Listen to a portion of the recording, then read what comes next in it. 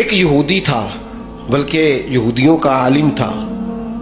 اس نے ایک دن حضرت بلال حبشی سے کہا کہ مجھے پتہ چلا ہے کہ آپ حضور کے مہمانوں کے لیے سارے بندوبست کرتے ہیں اور بعض اوقات آپ قرض بھی لیتے ہیں، تو میرے پاس کچھ اضافی پیسے پڑے ہوتے ہیں، مجھ سے قرضہ لے لینا.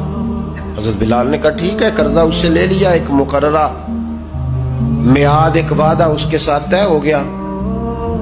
سیدنا بلال حبشی رضی اللہ تعالیٰ عنہ نے وہ پیسے لا کے مہمانوں پر خرچ کر دیے. ابھی اس وعدے میں نا پیسے لوٹانے میں کچھ دن باقی تھے. نبی کریم علیہ السلام، سیدنا فاروق اعظم، چند اور صحابہ مدینہ منورہ کے ایک چوک میں موجود تھے، تو وہ یہودی مطالبہ کرنے آ گیا. آپ کو میری پوری بات کی سمجھ آ رہی ہے؟ یعنی ابھی جو معاہدہ ہے، جو طے شدہ تاریخ ہے، اس میں دن باقی ہیں. اس نے آ کے کہا میرے پیسے دیں. تو نبی پاک علیہ السلام نے فرمایا ابھی تو وعدے میں وقت باقی ہے. اس نے معاذ اللہ سخت باتیں کرنی شروع کر دی، سخت. اب آپ کے پاس دلیل بھی ہو، آپ سچے بھی ہوں، وعدے میں ٹائم بھی ہو، تو کسی کی سخت بات سنی جاتی ہے. اور جہاں بھائی وعدہ آئے گا تو دیکھی جائے گی تیری اتنی ضرورت. اب جب اس نے سخت بات کی تو سیدنا عمر فاروق نے تلوار پہ ہاتھ رکھا. حضرت عمر ہے نا، شیر ہے نا اللہ رسول کے، ہاتھ رکھا تلوار پر. نبی پاک علیہ السلام نے فرمایا عمر جلدی نہ کر. بڑی بردباری سے، حلیمی سے، اطمینان سے، سکون سے. حضور فرمانے لگے عمر اس نے پیسے لینے ہیں، وہ مطالبہ کر سکتا ہے، تمہیں چاہیے تھا کہ تم اسے کہتے ذرا نرمی کر، مجھے کہتے پیسے ادا کر دے. حضور فرمانے لگے اب اس طرح کرو، اس کے ساتھ جاؤ، فلاں جگہ کھجوریں پڑی ہیں، جتنا اس کا قرض ہے اتنی کھجوریں تول کے دے دو، اور یہ جو تم نے تلوار پہ ہاتھ رکھا ہے نا، اسے ڈرایا ہے، تھوڑی کھجوریں زیادہ بھی دے دینا.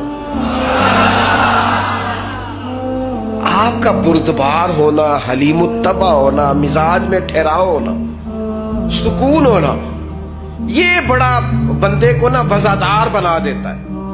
آپ ہر شخص کے لیول پہ اتر کر جھگڑا نہ کریں. میں نے دیکھا ہے سیانا بیانا آدمی بچوں کے ساتھ بحث کر رہے ہیں، سمجھدار آدمی ہو کے ایک نادان سے گفتگو کر رہا ہے. میں نے شاید پہلے بھی آپ سے کہا تھا کہ میرا ایک فتویٰ ہے، اس سے اختلاف بھی کیا جا سکتا ہے. میرا فتویٰ یہ ہے کہ میاں بیوی کے جھگڑے میں اکثر قصور میاں صاحب کا ہوتا ہے. ہو گئے ہونا ناراض، لگ پہ ہونا پورا نے. ہاں میں نے پتا سی یہ جتنے ہی فتویٰ دیتے اتنے ہی حال ہویا ہے. میاں بیوی کے جھگڑے میں نا زیادہ تر غلطی میاں صاحب کی ہوتی ہے. کیوں بھلا؟ اس لیے کہ عورت بیچاری کی عقل ناقص ہے، اس کی آدھی ہے، وہ پورا سوچنا بھی چاہے تو شعوری طاقت اتنی بلند نہیں. تو میاں صاحب کی تو پوری ہے نا، تو پھر جھگڑا ختم کس نے کرنا تھا؟ تو جی میاں صاحب آکن تینوں آج ٹھیک کر کے چھٹ گئے، تو یہ تو غلط بات ہے نا بھائی. آپ یہ دیکھیں کہ اللہ تبارک و تعالیٰ نے مرد کو عورت پر افسر بنایا ہے. آپ کو چاہیے تھا آپ کا حوصلہ بھی بڑا ہوتا، آپ دلیر ہوتے، بڑی ساری غلطیاں درگزر کرتے، محبت کا لہجہ اختیار کرتے. آپ کو یہ حق حاصل نہیں تھا کہ آپ بے جا سختی کرتے. آپ کی توجہ ہے میری بات پر؟ نبی پاک صلی اللہ تعالی علیہ وسلم نے کمال بردباری کے ساتھ فرمایا کچھ زیادہ بھی. حضرت عمر ساتھ لے گئے، کھجوریں تول تول کے دی. حضرت عمر کہتے ہیں اب حضور کا حکم تھا، تھوڑی زیادہ بھی دی. لیکن وہ سیدنا عمر کے مزاج میں جلال تھا. فرماتے ہیں وہ مجھے کہنے لگا عمر ایک بات کرنی تھی. کہتے مجھے غصہ تھا، میں اس کو پر نرمی کر ہی نہیں رہا تھا. میں نے کہا جی کیا بات کرنی تھی؟ کھجوریں لے جائیں، آپ کا کام ہو گیا. کہتے ہیں وہ کہنے لگا عمر میرے دوست میرے اوپر سختی نہ کر، میرا مسئلہ سمجھ. میں نے کہا وہ کیا؟ کہنے لگا میں یہودیوں کا عالم ہوں، تورات جانتا ہوں. میں نے نا تورات میں آخری نبی اللہ کے محبوب علیہ السلام کی جتنی شانیں پڑھی تھی نا، وہ ساری رسول پاک میں موجود ہے. ایک شان میں نے یہ حضور کی پڑھی تھی کہ وہ بڑے حلیم ہوں گے، بڑے بردبار ہوں گے، ان کے مزاج میں کمال حوصلہ ہوگا، اور جتنا جتنا کوئی جہالت کرتا جائے گا محبوب کی بردباری اتنی بڑھتی جائے گی. عمر میں نے جان بوجھ کے قرضہ دیا تھا، باقی ساری شانیں دیکھ لی تھی، یہ میں دیکھنا چاہتا تھا.